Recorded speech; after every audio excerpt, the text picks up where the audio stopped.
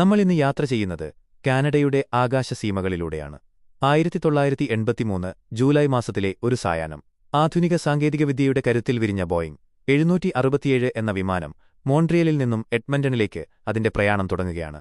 എന്നാൽ ആ യാത്ര അവസാനിക്കാൻ പോകുന്നത് ലോകം ഇന്നുവരെ കണ്ടിട്ടില്ലാത്ത അത്യന്തം നാടകീയമായ ഒരു ലാൻഡിംഗിലൂടെയാണ് എന്ന് അന്ന് ആരും കരുതിയിരുന്നില്ല.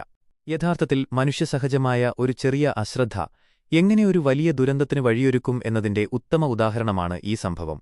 വിമാനത്തിൽ ഇന്ധനം നിറയ്ക്കുന്ന വേളയിൽ കിലോഗ്രാമും പൗണ്ടും തമ്മിലുണ്ടായ ആ കണക്കുകൂട്ടലിലെ പിഴവ് വിമാനത്തിന്റെ ടാങ്കിൽ പകുതി ഇന്ധനം മാത്രമേ അവശേഷിപ്പിച്ചുള്ളൂ. 41,000 അടി ഉയരത്തിൽ വച്ച് ഇന്ധനമാപിനികൾ പൂജ്യത്തിലേക്ക് താഴുമ്പോൾ പൈലറ്റുമാർക്ക് മുന്നിൽ ആകാശത്തിന്റെ അനന്തതയും ഒരു വലിയ ചോദ്യചിഹ്നവും മാത്രമേ ഉണ്ടായിരുന്നുള്ളൂ. പെട്ടെന്ന് ആ വലിയ വിമാനത്തിന്റെ ഇരട്ട എഞ്ചിനുകളും നിശ്ചലമായി. വിമാനത്തിനുള്ളിലെ വൈദ്യുത വെളിച്ചമണഞ്ഞു. സമുദ്രനിരപ്പിൽ നിന്നും കിലോമീറ്ററുകൾ ഉയരത്തിൽ ഒരു ഭീമൻ ലോഹപ്പക്ഷി നിശബ്ദമായി താഴേക്ക് പതിക്കാൻ തുടങ്ങുകയാണ്. ഇവിടെയാണ് ക്യാപ്റ്റൻ റോബർട്ട് പിയേഴ്സൺ എന്ന വൈമാനികന്റെ അസാമാന്യമായ മനസാന്നിധ്യം നാം കാണുന്നത്. അദ്ദേഹം തന്റെ മുൻകാല അനുഭവങ്ങൾ മുൻനിർത്തി ഒരു ഗ്ലൈഡർ പറത്തുന്ന ലാഘവത്തോടെ ആ ഭീമൻ വിമാനത്തെ നിയന്ത്രിക്കാൻ ശ്രമിക്കുകയാണ്. മുന്നിൽ കണ്ടത് ജിംലി എന്ന പഴയൊരു എയർബേസാണ്.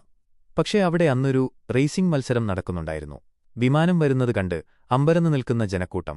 മുൻവശത്തെ ചക്രം കൃത്യമായി പുറത്തുവരാതിരുന്നിട്ടും വിമാനത്തിന്റെ മൂക്ക് റൺവേയിൽ ഉരസി കിലോമീറ്ററുകളോളം തീപ്പൊരികൾ ചിതറി ആ വിമാനം നിശ്ചലമായി. ഒരൊറ്റ ജീവൻ പോലും നഷ്ടപ്പെടാതെ പിയേഴ്സൺ ആ ദൗത്യം പൂർത്തിയാക്കി.